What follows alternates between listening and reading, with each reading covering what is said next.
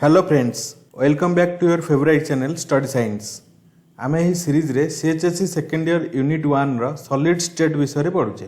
First part रे आमे classifications of solids पढ़ले, सेकेंड पार्ट रे crystal lattice and unit cell विषय जानिले, थर्ड पार्ट रे आमे पढ़िले क्रिस्टलाइन सॉलिड मध्य रे कन्स्टिट्यूएंट पार्टिकल्स मानकु क्लोज पैक किपरि करा जाय थाए, प्रत्येक पैकिंग रो एफिशिएंसी मध्य डेराइव कले। एही सब वीडियो मानकर लिंक डिस्क्रिप्शन रे अवेलेबल अछि, आपण माने से सब वीडियो निश्चय देखंतु। आज आम पढ़ा voids in solids। If you are coming first time then never forget to hit the subscribe button given below। यही वीडियो को लास्ट पर्यंत देखंतु, बहुत किसी शिखिया पाई मिलिबो एवं आमर एही जर्निंग रे साथ देया पाई वीडियोटी को साइंस स्टूडेंट मानक सह शेयर निश्चय करंतु। वर्तमान देखिबा what is void। void in solids mean the vacant space between the constituent particles in a closed packed structure। आमे सॉलिड स्टेट रो पैकिंग विषय पढ़िबा समय रे कन्स्टिट्यूएंट पार्टिकल्स मानकर शेप को एक स्फीयर हिसाब रे अज्यूम करथिले। एक स्फीयर रो सरफेस हेउची कर्व सरफेस, तेनु दुईटी स्फीयर को आमे जेतेबेले क्लोज को आनिबा सेतेबेले से दुईटी जाक स्फीयर जेते भलो से फिजिकली टच करले मध्य सेमानक मध्य रे किछि ना किछि खाली स्थान बा गैप निश्चय रहि जो। आमे से गैप को इंटरस्टिसेस बोली कहिथाउ।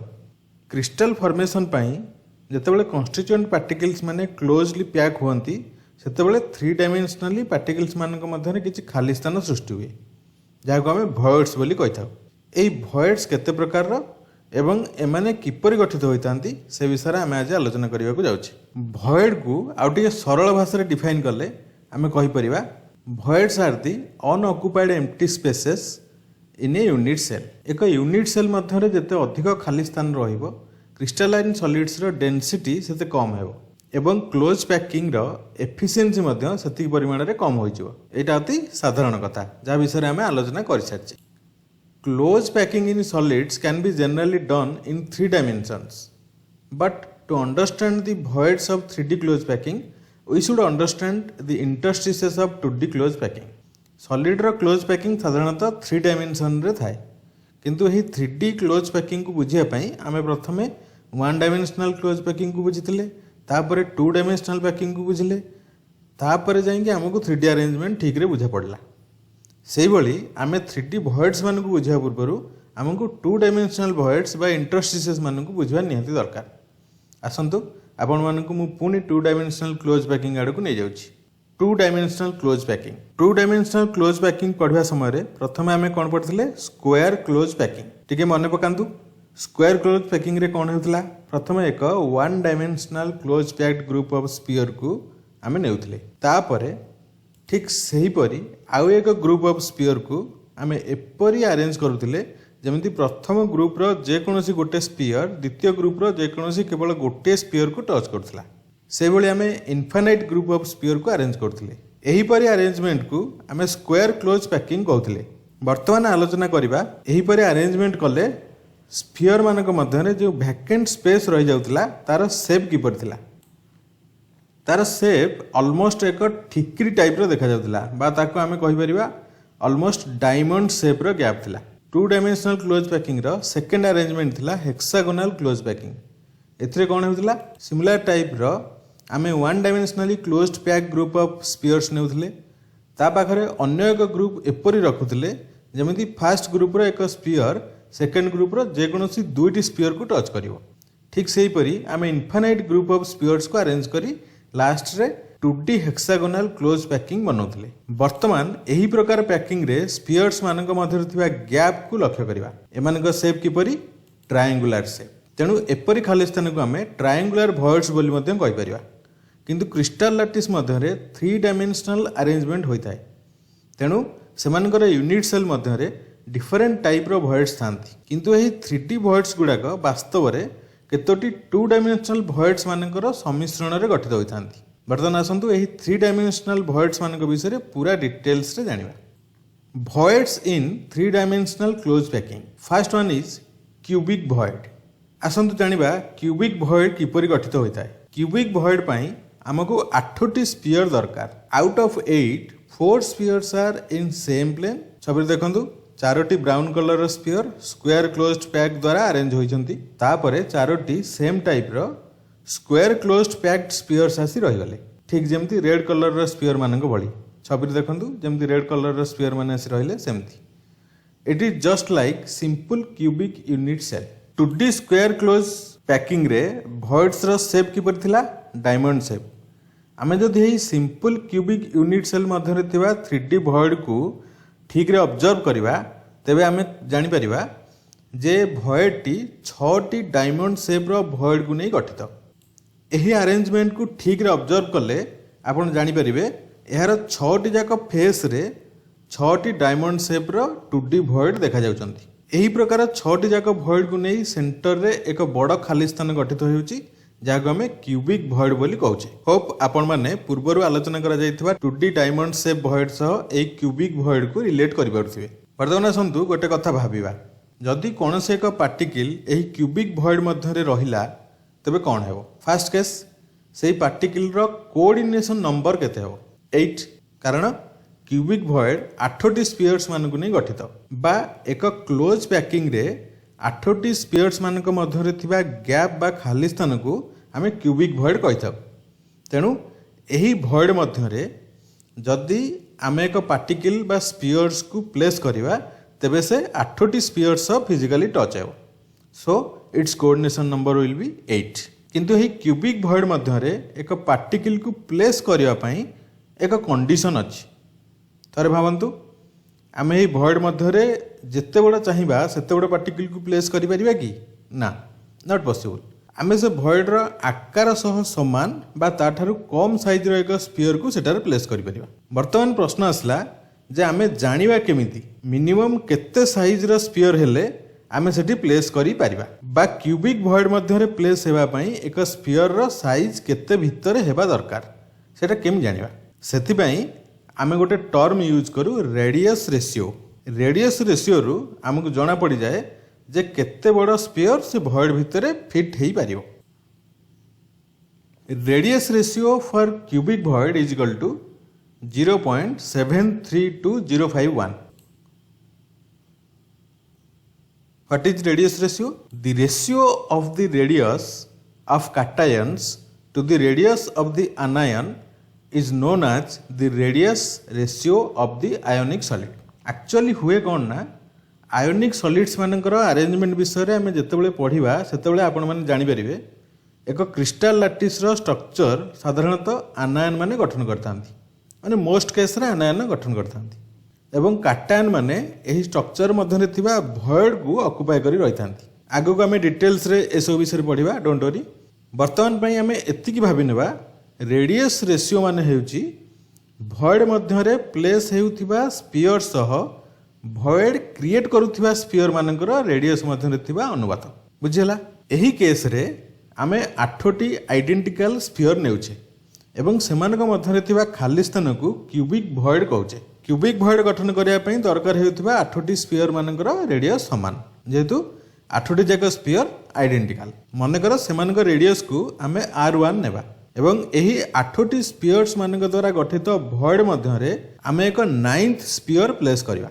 बा 9th पार्टिकल प्लेस करिवा जहार रेडियस को जदि आमे r नेबा तबे r by r1 बा r ओ r1 रो अनुपात को आमे रेडियस रेशियो बोली कहि परिवा क्यूबिक भॉइड केस रे रेडियस रेशियो इज 0.73 एहा को परसेंटेज रे कहले 73% अर्थात भॉइड मध्यरे प्लेस हेउथिबा स्फीयर एवं भॉइड गठन करुथिबा स्फीयर रो रेडियस द्वयर अनुपात हेउची 73/100 अर्थात जेउ 8टी आइडेंटिकल स्फीयर को नै आमे क्यूबिक भॉइड गठन करिचे सेही स्फीयर मानकर रेडियस जदि 100 यूनिट हुए तेबे सेही भॉइड मध्यरे आमे जदि एक स्फीयर प्लेस करिवा तेबे तार रेडियस 73 यूनिट हेबो अर्थात एही स्फीयर टी भॉइड गठन करुथिबा 8टी स्फीयर मानक तुलना रे आकार रे छोट हेबो बुझिला केमिस्ट्री ऑनर्स पढ़िले सेथरे रेडियस रेशियो विषय रे बहुत किछि आपण माने जानि परिबे एवं ए रेडियस रेशियो को किपरि डेराइव करा जाय ता मध्ये जानि परिबे बट सीएचएससी सिलेबस अनुसार से सब डेरिवेशन जानिबा दरकार नाही केवल हमकु रेडियस रेशियो रो वैल्यू मन रखिया को पड़ियो तथापि उदाहरण पई आमे क्यूबिक भॉइड रो रेडियस रेशियो किपरि डेराइव करा जाय ता देखिबा what is radius ratio in case of cubic void वर्तमान छवि रे देखंतु आमे एक सिंपल क्यूबिक यूनिट सेल नेछे एवं तार क्यूबिक भॉइड मध्यरे एक पार्टिकल को प्लेस करछे क्यूबिक भॉइड मध्यरे प्लेस होइतिबा पार्टिकल को आम काटायन कहीपर एवं यूनिट सेल गठन करुवा पार्टिकल गुड़ी को आम आनायन बोली धरिनेबा। Suppose a cubic unit cell रो साइड हेउची ए, ताहले एही क्यूबिक रो फेस डायगोनल हेबो √2a एवं बॉडी डायगोनल हेबो √3a। 3D ज्योमेट्री रे पढ़ा हेथिबो। ज्योमेट्रिकली रिप्रेजेंट हेउथुवा चित्रटी को देखंतु। एठारे ओ स्फीयर हेउची काटायन, जहा कि सिंपल क्यूबिक यूनिट सेल रो क्यूबिक भॉइड मध्य रे प्लेस होईची। ए बी एवं सी स्फीयर गुड़िक परस्पर आइडेंटिकल एवं एमान को आमे कहि परिबा आनायन्स because they are forming the void. Let us consider the distance BC. B एवं C sphere परस्पर को physically touch करथिबे, जेहेतु एटा होची simple cubic unit cell, तेनु सेमानकर सेंटर द्वय मध्य रे दूरता केते हेबो 2 times of their radius. So we can write BC is equal to A, that is equal to 2 times radius of the anion. Next देखिबा AC distance. O sphere सह A sphere एवं सी sphere physically touch होउची, तेणु distance A C is equal to केते हो ना radius of A plus 2 times radius of O plus radius of C. Actually A and C spheres are identical, so we can take radius of A and C sphere as 2RA by 2 times radius of an anion. So AC distance will be 2 times radius of anion plus 2 times radius of cation. टिके simple भाषा रे कहले ए सी रो दूरत्व हेउची भॉइड मध्य रे place होइथिबा particle रो radius रो 2 गुण युक्त भॉइड सृष्टि करूथिबा particles मानकर radius रो 2 गुण। किंतु ए सी हेउची एही क्यूब रो body diagonal, so A C is equal to √3a where a is equal to side of the cube. Now 2 times radius of the anion plus 2 times radius of the cation is equal to √3a.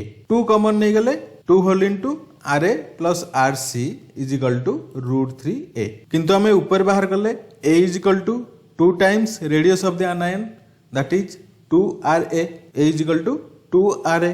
So यदि a row value टाको हम put कर दबा, then 2 whole into RA plus RC is equal to 2 √3RA. बुझेला। उभय पटो आम 2 काटिदेवा बर्तमान, ताले हमको कौन मिल जावा ना RA plus RC is equal to √3RA। बर्तमान उभय पटो जदि आम RA हरिदेवा बा रेडियस ऑफ द आनायन जदि हरिदेवा, ताले कौन हो जावा RA by RA 1 plus RC by RA that is equal to √3. So RC by RA is equal to केते हिजबो √3 minus 1। √3 रो वैल्यू हम जानचे 1.732, तो √3 minus 1 is equal to 0.732। Hope ए डेरिवेशन टी बुझबारे किछि कष्ट होई नथिबो, किंतु आगो को हमें समस्त भॉइड्स मानकर रेडियस रेशियो को डेराइव करबा नाही, से जेसी सिलेबस रे सेमिति किछि देइनी। किंतु जदि आपण माने सब प्रकार भॉइड्स मानकर रेडियस रेशियो रो डेरिवेशन जानिबा को इच्छुक, तबे कमेंट रे लिखि जणांतु, आमे एहा ऊपर निश्चय एक वीडियो बनेबा को चेष्टा करियो। नेक्स्ट देखिबा हमर second 3D void, that is tetrahedral void. Tetrahedral void किपरि गठन करा जाय? This void is made out of 4 spheres, among which 3 spheres are in same plane and another one is in another plane. Tetrahedral void साधारणतः 4टी constituent particles बा आमे Jakhu assume करूचे spheres बोली, तो 4टी spheres मानकु नै गठित। 4टी spheres मानक मध्यरु 3टी sphere गोटे प्लेन रे थांती। आपण माने छबि रे देखि परथिबे ए बी आउ सी स्फीयर गोटे प्लेन रे रहउची एवं 4th स्फीयर डी अन्य एक प्लेन रे अछि। वर्तमान ए बी एवं सी स्फीयर रो सेंटर को जदि आमे जोड़ी देबा, तबे कोन मिलियो एक ट्रायंगल। अर्थात ए बी एवं सी मध्य रे थिबा भॉइडटा हेउची ट्रायंगुलर भॉइड। 2D भॉइड पढ़िया समय आमे जानिले 2 डायमेंशनल हेक्सागोनल क्लोज पैकिंग मध्य रे जो भॉइड क्रिएट हुए तार शेप होची ट्रायंगुलर। तो ए बी सी स्फीयर मध्य रे थिबा ट्रायंगुलर भॉइड उपरे जदि आमे अन्य एक स्फीयर डी रखिदेबा, तेबे सही 4टी स्फीयर अर्थात ए बी सी एवं डी स्फीयर मध्य रे जो 3 डायमेंशनली भॉइड क्रिएट हेबो ताको आमे टेट्राहेड्रल भॉइड बोली कहि परिबा। एहाकू टेट्राहेड्रल भॉइड काहे कहबा? कारण एई भॉइड रो 4टी फेस अछि बा 4टी हेड अछि। अर्थात आमे डी स्फीयर रो सेंटर को जदि ए बी एवं सी स्फीयर रो सेंटर सह जोड़ी देबा, तेबे आमको एक टेट्राहेड्रन स्ट्रक्चर मिलियो। छवि देखंतु एई भॉइड रो चारिटा फेस कौन कौन से चारटा। प्रथम देखंतु ए बी सी ट्रायंगल गोटे face, then A B D triangle गोटे face, then A C D triangle गोटे face and finally B C D triangle होची आ गोटे फेस। अर्थात चारोटी ट्रायंगुलर भॉइड मिसिकी गोटे टेट्राहेड्रल भॉइड सृष्टि करछंती। वर्तमान जानिबा केउ प्रकार रो क्लोज पैकिंग मध्यरे टेट्राहेड्रल भॉइड सब सृष्टि होता है। Tetrahedral voids are found in FCC and hexagonal unit cell. Face centred cubic unit cell and hexagonal unit cell मध्यरे हमकु टेट्राहेड्रल भॉइड मिल जाई पारियो। आ गोटे इंपोर्टेंट पॉइंट, जदि आमे एक स्फीयर को टेट्राहेड्रल भॉइड मध्यरे रखिबा तेबे से अन्य केतोटी स्फीयर को फिजिकली टच करिवो? चारोटी, कारण चारोटी स्फीयर को नहीं टेट्राहेड्रल भॉइड गठित। So coordination number of a sphere placed inside this void is equal to 4। आ गोटे फार्मूला मन रखिया पड़िबो जोटा प्रॉब्लम सॉल्यूशन करिया समय हेल्पफुल रहइबो। कौन से फार्मूलाटा? If there are n number of atoms in a unit cell then the number of tetrahedral voids formed inside the unit cell is 2n। जदि एक यूनिट सेल मध्यरे n नंबर्स ऑफ एटम्स अछंती एवं से यूनिट सेल जदि tetrahedral void generate करूछि तबे से यूनिट सेल मध्यरे 2n संख्यक टेट्राहेड्रल भॉइड रही पारिबे। तार अर्थ गोटे यूनिट सेल मध्यरे जदि दीटा एटम थिबो तबे ता भितरे 2 into 2 that is 4 tetrahedral void रही पारिबे। Number of tetrahedral voids inside an unit cell is equal to 2 times number of atoms present in that unit cell. Clear? वर्तमान आसन देखिबा face centred cubic unit cell मध्यरे केउ केउ स्थान रे टेट्राहेड्रल फॉर्मेशन होई परियो एवं किपरि हो।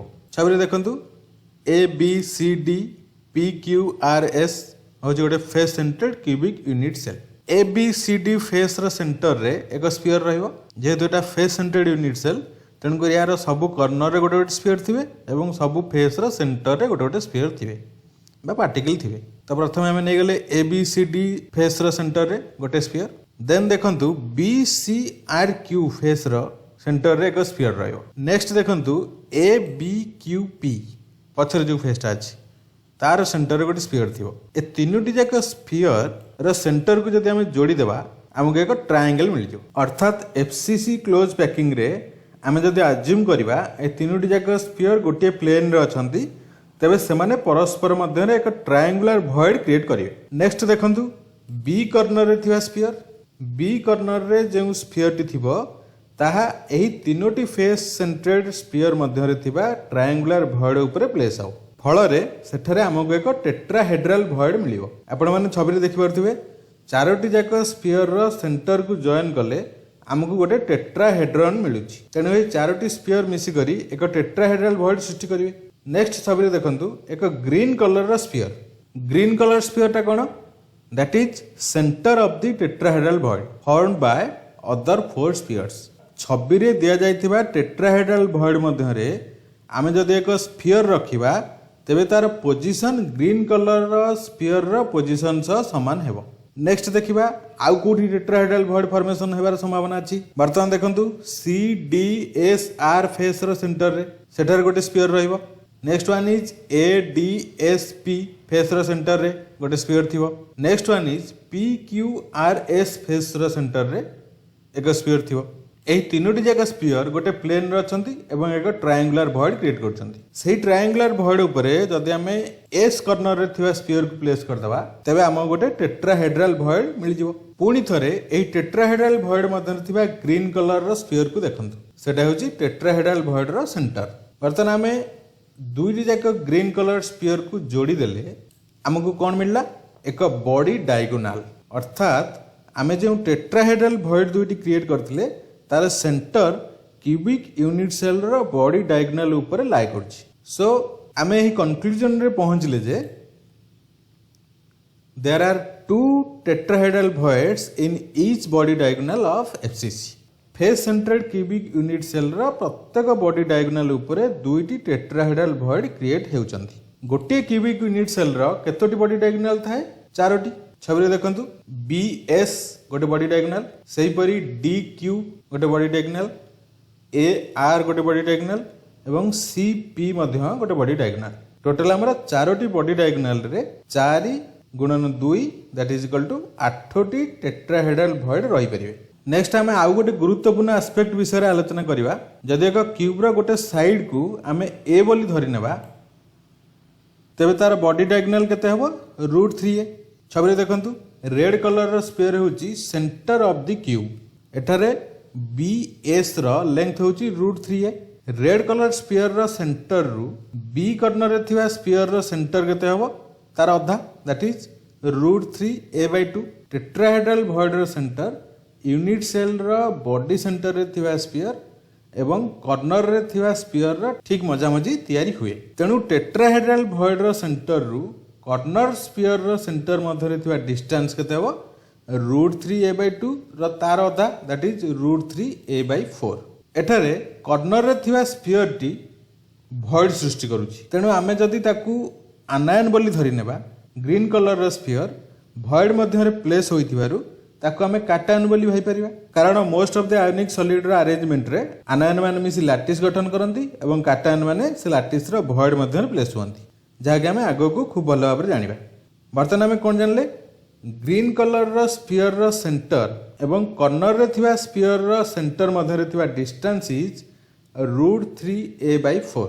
क्लोज पैकिंग रे एक्चुअली ए दुईटा जाक स्फीयर परस्पर को फिजिकली टच करथिबे। तेणु से दुईटी स्फीयर रो सेंटर मध्य रे थिवा दूरता केते हबो that is equal to sum of their radius.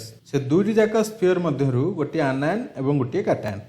तेणु आमे एपरि कहि परिबा radius of cation plus radius of anion is equal to √3a/4। एटा हेउची face centred cubic unit cell रो टेट्राहेड्रल भॉइड मध्य रे प्लेस हेउथिबा काटायन एवं भॉइड गठन करुथिबा आनायन मानकर रेडियस मध्य रे थिबा संबंध that is RC plus RA by radius of the cation plus radius of the anion is equal to √3a/4 where a is equal to one side of the cube।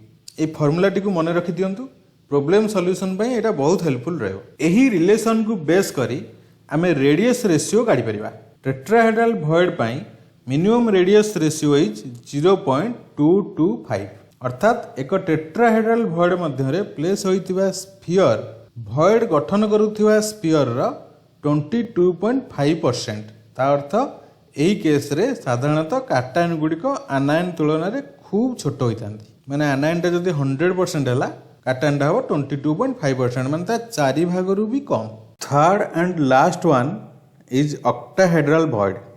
The void is made out of 6 spheres. 3 spheres are in same plane and another 3 spheres are in another plane. एही प्रकार void साधारणतः 6टी sphere को नहीं गठित होता है। एथि मध्य रे 3टी स्फीयर एक समतल रे रुहंती एवं अन्य 3टी स्फीयर अन्य एक समतल रे रुहंती। अर्थात दुईटी भिन्न भिन्न लेयर मध्य रे थिबा 6टी स्फीयर मानक द्वारा गठित void को आमे ऑक्टाहेड्रल void कहिताउ। आसंतु जानिबा 6टी स्फीयर किपरि सजई होई ऑक्टाहेड्रल भॉइड गठन करतांती। छबिरे देखंतु A, B एंड C तीनोटी स्फीयर एक प्लेन रे क्लोज पैक होई गछंती। सेमानक सेंटर तीनोटी की जोड़ी देले हमको एक ट्रायंगल मिलियो। अर्थात से तीनोटी स्फीयर मानक मध्य रे एक ट्रायंगुलर भॉइड अछि। अन्य एक प्लेन रे D, E and F sphere अछंती। सेमान मध्य परस्पर को फिजिकली टच करछंती। सेमानक सेंटर को जोड़ी देले हमको DEF ट्रायंगल मिल जिवो। अर्थात सेमानक द्वारा मध्य एक ट्रायंगुलर भॉइड क्रिएट हेउछि। वर्तमान ABC स्फीयर एवं DEF स्फीयर गुडी को टिके भलो भाबरे देखंतु। सेमाने किपरि अरेंज होइचंती टिके मार्क करंतु। ABC स्फीयर्स माने एपरि अरेंज होइचंती जेमिति सेमानकर आग पटु को दुईटा स्फीयर रहउछि एवं पछ पटु को गोटे। किंतु DEF केस रे तार ठीक उल्टा अर्थात आग पटु को गोटे स्फीयर एवं पछ पटु को दुईटा स्फीयर रहउचंती। एहा को हमें आहुरी भलो भाबरे कहिले ABC ट्रायंगल एवं DEF ट्रायंगल रो अपेक्स अपोजिट डायरेक्शन रे अछंती। Apex of the both triangles should be in opposite direction. बर्तमान जदि हमें ABC स्फीयर्स मानक ऊपर DEF स्फीयर्स मानक अरेंजमेंट को आनिक रखि देबा तबे से 6टी स्फीयर मानक मध्य रे जो भॉइड सृष्टि हेबो ताको हमें ऑक्टाहेड्रल भॉइड बोली कहि परिबा। ऑक्टाहेड्रल भॉइड फॉर्म हेबा पई हमर दुईटा कंडीशन रहला। कौन से दुईटा? फर्स्ट वन तीनोटी स्फीयर गोटे प्लेन रे ट्रायंगुलर भॉइड करिवे एवं अन्य तीनोटी स्फीयर अन्य एक प्लेन रे रही ट्रायंगुलर भॉइड करथिबे। सेकंड कंडीशन कोन, एही दुईटी ट्रायंगुलर रो एपेक्स अपोजिट डायरेक्शन रे रहथिबो। जदि एपेक्स सेम डायरेक्शन रे रुहे तबे सेमानक मध्य रे भॉइड फॉर्म हबो, किंतु सेटा ऑक्टाहेड्रल भॉइड हबनी। बुझियला। वर्तमान आसंतु जानिबा एहाकू ऑक्टाहेड्रल भॉइड काहे की कहा जाय। एही भॉइड रो निश्चय 8टा फेस थिबो, तेणु एहाकू ऑक्टाहेड्रल भॉइड बोली कहा जाउथिबो। आसंतु जानिबा 8टा फेस किपरि हेउची। वर्तमान आमे दुईटी जाक ट्रायंगल रो कॉर्नर को स्ट्रेट लाइन रे जोड़ी देबा।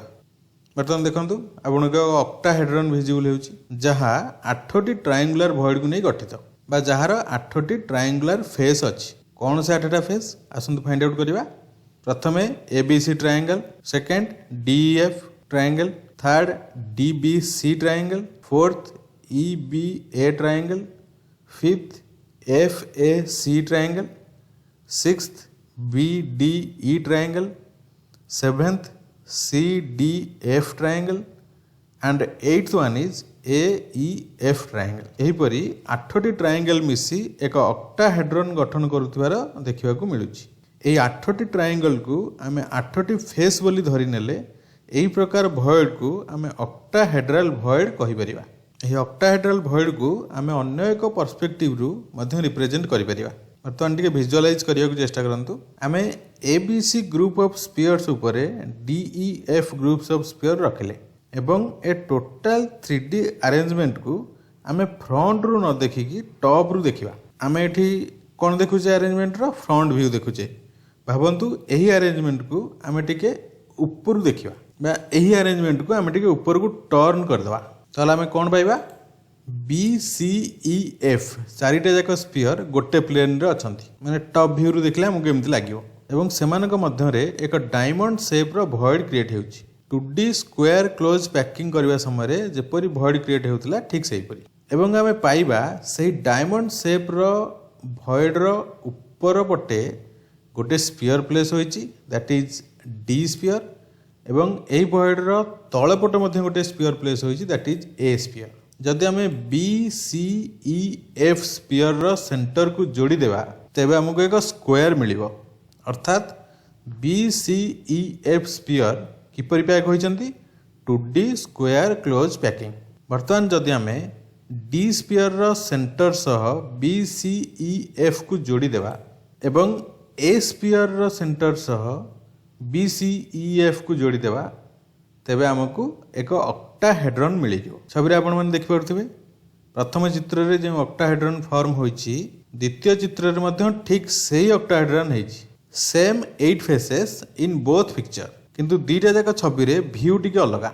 एटा होची ऑक्टाहेड्रल भॉइड रो एक खासियत। ऑक्टाहेड्रल भॉइड व्यतीत अन्य जे कोनसी भॉइड रो एपरि दीटा डिफरेंट व्यू देखिया को मिलेनी। प्रथम व्यू रे लागुची तीनोटी लेखाए 2 groups of spheres 2D hexagonal close packing को अडॉप्ट करछंती एवं डिफरेंट प्लेन रे ऑपोजिट एपेक्स क्रिएट करछंती। द्वितीय व्यू रे लागुची चारोटी स्फीयर रो 2D स्क्वायर क्लोज पैकिंग को अडॉप्ट करी एक ग्रुप बना हिची एवं सेमानकर भॉइड रो ऊपर एवं तळे दुईटी डिफरेंट प्लेन रो दुईटा स्फीयर प्लेस करा जायछि। भॉइड सेम किंतु व्यू पूरा अलगा। तेणु आपण माने ए दुईटी पिक्चर को नै केबे भी कंफ्यूज हेबार कोनोसी आवश्यकता नाही। होप आपण माने क्लियरली बुझी सारिथिबे how an octahedral void is formed. वर्तमान आमे जदि अन्य एक स्फीयर को एही ऑक्टाहेड्रल भॉइड मध्य रे रखिबा तेबे से स्फीयर टी समुदाय केतोटी स्फीयर को टच करिवो 6टी, कारण ऑक्टाहेड्रल भॉइड 6टी स्फीयर को नै ही गठित होइथाय। So coordination number of a sphere placed inside this void is equal to 6। वर्तमान आसन जानिबा एक face centred cubic unit cell मध्य रे केउ स्थान रे ऑक्टाहेड्रल भॉइड माने अछंती। Location of octahedral voids inside a FCC unit cell. आगु बढ़िया पूर्वरु गोटे इंपोर्टेंट फार्मूला मन रखि देबा जहाँ प्रॉब्लम सॉल्यूशन करिया समय सहाय्य करिवो। कौन से फार्मूलाटी? If there are n number of atoms in a unit cell then the number of octahedral voids formed inside the unit cell is n। जदि एक यूनिट सेल मध्य रे n संख्यक पार्टिकल्स अछंती एवं से यूनिट सेल रो अरेंजमेंट द्वारा जदि octahedral भॉइड गठित हेउथाय तबे से यूनिट सेल मध्य रे n numbers of octahedral void गठित होई पारिवो। It means the number of octahedral voids can be formed within an unit cell is equal to the number of atoms present in that unit cell. Clear? आम वर्तमान FCC बा face centred cubic unit cell मध्य थिबा octahedral void विषय जानिबा को जाउछि। तेणु आमे प्रथमे बाहर करिबा एक face centred cubic unit cell मध्य केतेटा ऑक्टाहेड्रल फॉर्म हेई पारिबो। केतेटा हबो? जेतेटा एटम सेतेटा ऑक्टाहेड्रल वॉइड हबो। एक FCC यूनिट सेल भितरे केतेटा एटम थाए बा केतेटा कन्स्टिट्यूएंट पार्टिकल थाए? चारिटा। सो चारोटी एटम्स थिबारु FCC यूनिट सेल भितर टोटाल चारिटा ऑक्टाहेड्रल वॉइड गठित होई पारिबो। वर्तमान आसन देखिबा ए चारोटी ऑक्टाहेड्रल वॉइड FCC रो कोठी कोठी सब रही थाए। छवि देखंतु एक क्यूबिक यूनिट सेल ABCDPQRS एटा गोटे face centred cubic unit cell अर्थात आर सबु कॉर्नर रे गोटे गोटे स्फीयर्स अछंती एवं सबु फेस रो सेंटर रे गोटे गोटे स्फीयर अछंती। 8टा कॉर्नर रे 8टा स्फीयर एवं 6टा फेस रो सेंटर रे 6टा स्फीयर अछंती। एही यूनिट सेल रो बी कॉर्नर रे एक स्फीयर थिबो। आमे वर्तमान एट देखुचे कोन ना ऑक्टाहेड्रल वॉइड केमि फॉर्म होची। तेनु करी प्रथम केस आमे नबा बी कॉर्नर रो गोटे स्फीयर एवं सी कॉर्नर रे मध्ये एक स्फीयर थिबो। नेक्स्ट देखंतु ABCD फेस रो सेंटर रे एक स्फीयर थिबो। जेहेतु close packing is infinite in nature तेनु मु ए क्यूबिक यूनिट सेल रो लेफ्ट साइड रे भी अन्य एक आइडेंटिकल यूनिट सेल अछि बोली इमेजिन कर परिबी। हमर सेकंड यूनिट सेल रो टॉप फेस रो सेंटर रे मध्ये एक स्फीयर थिबो। छबि देखंतु नेक्स्ट BCQR फेस रो सेंटर रे मध्ये एक स्फीयर थिबो। नेक्स्ट देखंतु ABCDPQRS क्यूबिक यूनिट सेल रो ऊपर मध्ये एक यूनिट सेल थिबो एवं यार लेफ्ट साइड फेस रो सेंटर रे मध्ये एक स्फीयर निश्चय थिबो। वर्तमान हमकु 6टा स्फीयर मिल गला। एही 6टा स्फीयर को नै ऑक्टाहेड्रल वॉइड किपरि तयारी हो। मझी चारोटी स्फीयर परस्पर को गोटे प्लेन रे टच करचंती। सेमान को मझिरे डायमंड शेप रो एक वॉइड क्रिएट हेउतिबो। सेही वॉइड ऊपरे एवं तळे दुईटी स्फीयर अछंती। जदि आम से दुईटी जाक स्फीयर रो सेंटर को ए चारोटी स्फीयर रो सेंटर सह जोड़ी देबा तेबे हमको एक ऑक्टाहेड्रन मिल जिवो। अर्थात एही 6टी स्फीयर परस्पर सह मिसी एक ऑक्टाहेड्रल वॉइड सृष्टि करचंती। एठारे जो ऑक्टाहेड्रल वॉइड सृष्टि हेउची तार सेंटर कोठ रहइबो? हमर क्यूबिक यूनिट सेल रो एज सेंटर रे रहइबो। बुझियला? एही परि भाबरे क्यूबिक यूनिट सेल रो 12टी जाक एज रो सेंटर रे 12टी ऑक्टाहेड्रल वॉइड गठित हेबो। नेक्स्ट देखिबा आउ कोठी ऑक्टाहेड्रल वॉइड मिलिबो। वर्तमान देखंतु ABQP फेस रो सेंटर रे एक स्फीयर थिबो पछपट। सेही परी ADSP फेस रो सेंटर रे मध्ये एक स्फीयर थिबो डाण पट साइडटा। सेही परी PQRS फेस रो सेंटर रे मध्ये एक स्फीयर थिबो तळपट साइडटा। सबु फेस सेंटर रे थिबा ब्राउन कलर रो स्फीयर गुडी को लक्ष्य करंतु। 6टी फेस रो सेंटर रे 6टी स्फीयर आसंतु देखिबा ए 6टी स्फीयर मिसिकी ऑक्टाहेड्रल वॉइड सृष्टि करचंती कि नाही। मझिरे थिबा 4टी स्फीयर को लक्ष्य करंतु। सेमाने गोटे प्लेन रे अछंती एवं 2D स्क्वायर क्लोज पैकिंग को अडॉप्ट करचंती। फଳରେ सेमानक मध्यरे डायमंड शेप रो एक वॉइड सृष्टि होची। सेही वॉइड रो ऊपर पटे ABCD फेस रो सेंटर रे थिबा स्फीयर अछि एवं तळ पटे PQRS फेस रो सेंटर रे थिबा स्फीयर अछि। एही सब स्फीयर रो सेंटर गुडी को कनेक्ट कले हमको कोन मिलिबो? एक ऑक्टाहेड्रन। तेणु ए 6टी जाक स्फीयर परस्पर सह मिसी एक ऑक्टाहेड्रल वॉइड गठन करचंती एवं एही ऑक्टाहेड्रल वॉइड रो सेंटर कोठी अछि? क्यूबिक यूनिट सेल रो बॉडी सेंटर रे अछि। बुझियला? हमको एही यूनिट सेल रो केतोटी ऑक्टाहेड्रल वॉइड मिलिला? बॉडी सेंटर रे गोटे एवं 12टी एज रो सेंटर रे 12टा। बॉडी सेंटर रे जो ऑक्टाहेड्रल वॉइड अछि सेटा entirely ABCDPQRS cubic unit cell को बिलोंग करूची। तेणु तार कंट्रीब्यूशन इज इक्वल टू 1। ए सेंटर रे थिबा ऑक्टाहेड्रल वॉइड केतोटी यूनिट सेल को बिलोंग करिवो? 4टी। तेणु तार कंट्रीब्यूशन हबो 1/4। Now total voids is equal to केते? 12टा ए सेंटर रे 12टा void having contribution 1/4 each plus 1 void at body center having contribution 1. तो total है 3 plus 1 that is equal to 4. Total 4 voids in a FCC unit cell. Minimum radius ratio for octahedral void will be 0.414.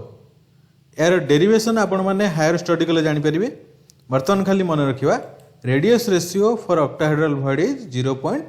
414 ए radius ratio किपरि बाहरिला गोटे hint दे देउची आमे एही unit cell रो जे कोनोसी एक एज को देखिबा let it be BC edge यार दुईटा कॉर्नर रे दुईटा आनायन रहिबो एवं मझिरे बा ए सेंटर रे थिबा भॉइड मध्य रे गोटे काटायन रहिबो कारण ऑक्टाहेड्रल भॉइड टा ए सेंटर क्रिएट होची तनकर ऑक्टाहेड्रल भॉइड भितरे जोटा रहिलो सेटा को हमें धरनेबा काटायन छबरे देखंतु blue colour spheres are anion and violet colour sphere is cation जदि आमे एफसीसी यूनिट सेल रो एक बाहु को ए नेबा तेबे BC is equal to a edge centre रे थिबा काटायन रो सेंटर रु सी पर्यंत डिस्टेंस केते हबो a/2 छवि को ठीक भाबरे देखिले आपण जानि परिबे a/2 is equal to radius of anion plus radius of cation याको भलो भाबरे हमें लिखले rc plus ra is equal to a/2 एटा होची relation between radius of cation and radius of anion एई थ्रू हमें rc बाय ra को डेराइव कर दै परिबा एई फार्मूला मध्य प्रॉब्लम सॉल्यूशन करिया समय खूब हेल्पफुल हेबो तेणुकर यहाँ को भी मन रखिदेवा दरकार आम ये वीडियो रे 3D क्लोज पैकिंग मध्य भॉइड्स मान विषय में बहुत किसी जानिले यार एक छोट समरी एठार प्रस्तुत करा जायछि एही सुंदर प्रेजेंटेशन पई आपण गोटे लाइक तो निश्चय करेंगे thanks for watching share this video to other science student and be a part of our journey next video रे आमे पढ़िबा defects in crystal close packing Till then, have good times and keep watching our other videos. Never hesitate to share your confusion in comment box. Thank you very much.